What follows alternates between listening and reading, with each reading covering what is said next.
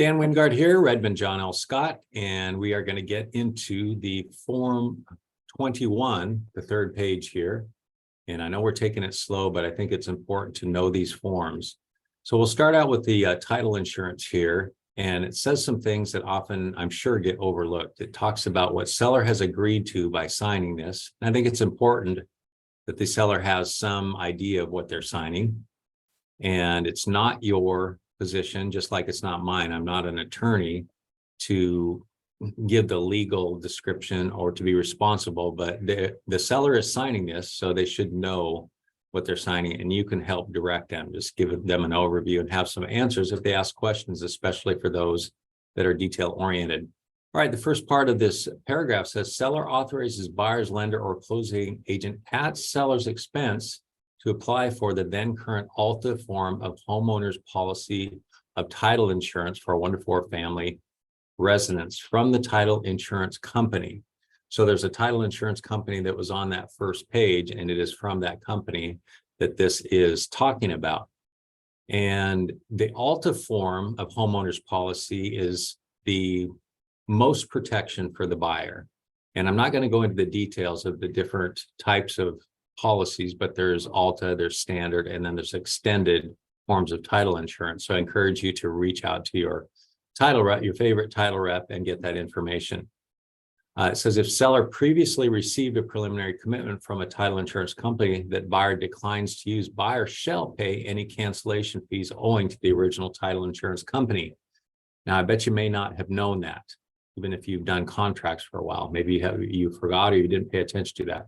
Well, here's the reality is that in the 25 years I've been in business, I've yet to have a title company that provided preliminary title insurance and not get utilized actually charge a real estate broker, a seller, or buyer. They're in the business to serve and to help. So I don't think they would want that for a small cancellation fee to actually put that out there.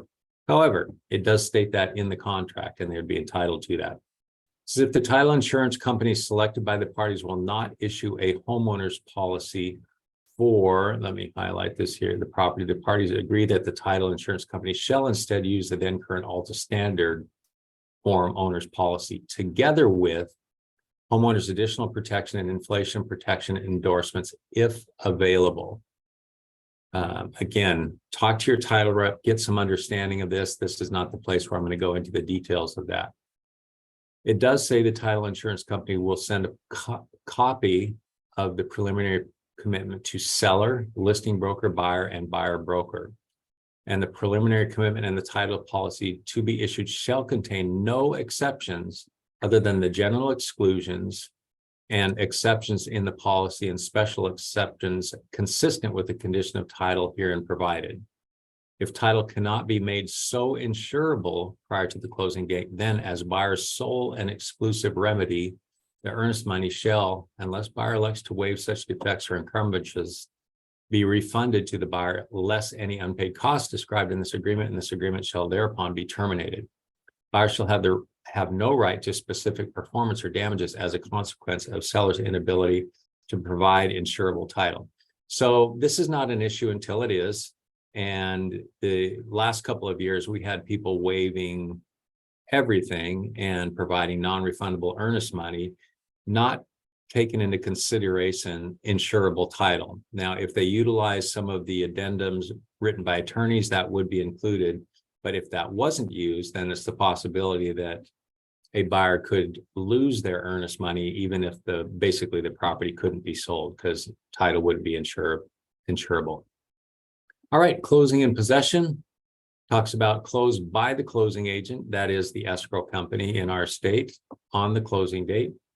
Talks about the closing date falls on a Saturday, Sunday, or legal holiday. Ideally, that's not going to happen unless somebody wasn't paying attention when they wrote it up.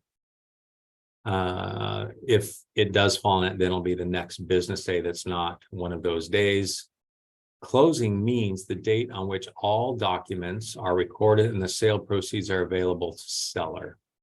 That doesn't mean the seller gets them. It means that they're available to seller. That's the definition of closing. Seller shall deliver keys and garage door remotes to buyer on the closing date or on the possession date, whichever occurs first. Now, we've seen this a lot in the last couple of years as well, where the seller was received a rent back, a lot of times for no money, and did not provide the keys. Well, the buyer is entitled to the keys upon closing per contract. All right, buyer shall be entitled to possession at 9 p.m. on the possession date, as stated in that first page.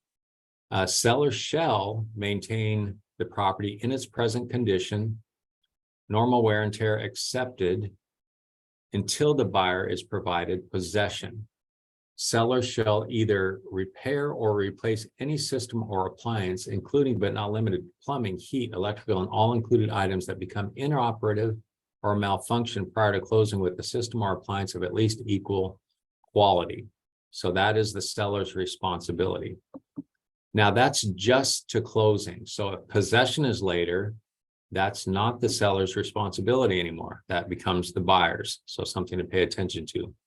Buyer reserves the right to walk through the property within 5 days of closing to verify that seller has maintained the property and systems appliances as required by this paragraph. So that is a right of the buyer within that time frame. And I've seen a lot of listing brokers say the seller's not available, they're not going to be able to do it. Well, by contract, the seller has given permission for the buyer to do that. And I encourage brokers to cooperate with that and make that easy. Now, what this isn't, this walkthrough is not I noticed the carpet was a little stained here, we're backing out of the contract. So the more you can set the expectations of buyers and sellers for a smooth closing, you always want to up the or set the expectations to where, seller's definition of clean might not be yours. So we'll hope that everything looks great, and we just don't know. It is contractually their, if it is in the contract, their responsibility to clean it prior to closing, if you do have that. But again, that's a potentially a loose interpretation. All right, we won't get into that any further. Seller shall not enter into or modify existing leases or rental agreements, service contracts, or other agreements affecting the property, which have terms extending beyond closing without first obtaining buyer's consent, which shall not be unreasonably withheld. If possession transfers at a time other than closing, the parties shall execute that Form 65A, that's a rental occupancy agreement, prior to closing, or 65B, seller occupancy after closing, or alternative rental agreements, and are advised of the need to contact their respective insurance companies to assure appropriate hazard and liability insurance policies are in place as applicable. So pay attention to that, know that. The RCW requires that the seller of any owner-occupied single-family residence to equip the residence with a carbon monoxide alarm in accordance with the state building code before a buyer or any other person may legally occupy the residence following the sale. So the lender looks out for that if the property is being financed. It also requires the seller of a dwelling unit that does not have at least one smoke detection device to provide at least one in the unit before the buyer or any other person occupies the unit following this, a sale. Then it acknowledges that the brokers are not responsible for ensuring that the seller complies with the RCW. Buyer and seller shall hold the brokers and their firms harmless from any claim resulting from seller's failure to install a carbon monoxide detector. All right, 1031 exchange. I'm not going to go into detail with this. It basically just gives permission if the buyer or seller intend for this transaction to be a part of one, then the other party shall cooperate. And as long as it doesn't cost them anything is the basics of that. Talk about closing costs and prorations.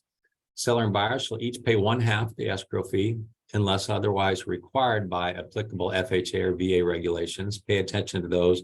Talk to your lender and find out what the difference is there. Basically, with VA, the buyer does not pay their escrow fees. Taxes for the current year, rent, interest, and lienable homeowners association dues shall be prorated as of closing. Buyer shall pay buyer's loan costs, including credit report, appraisal charge, and lender's title insurance, unless provided otherwise in this agreement. If any payments are delinquent on encumbrances which shall remain after closing, closing agent is instructed to pay such delinquencies at closing from money due or to be paid by seller.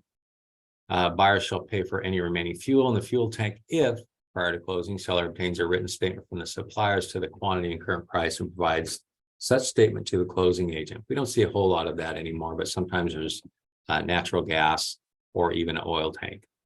The seller shall pay all utility charges, including unbilled charges, unless waived on that first page under the term number 12.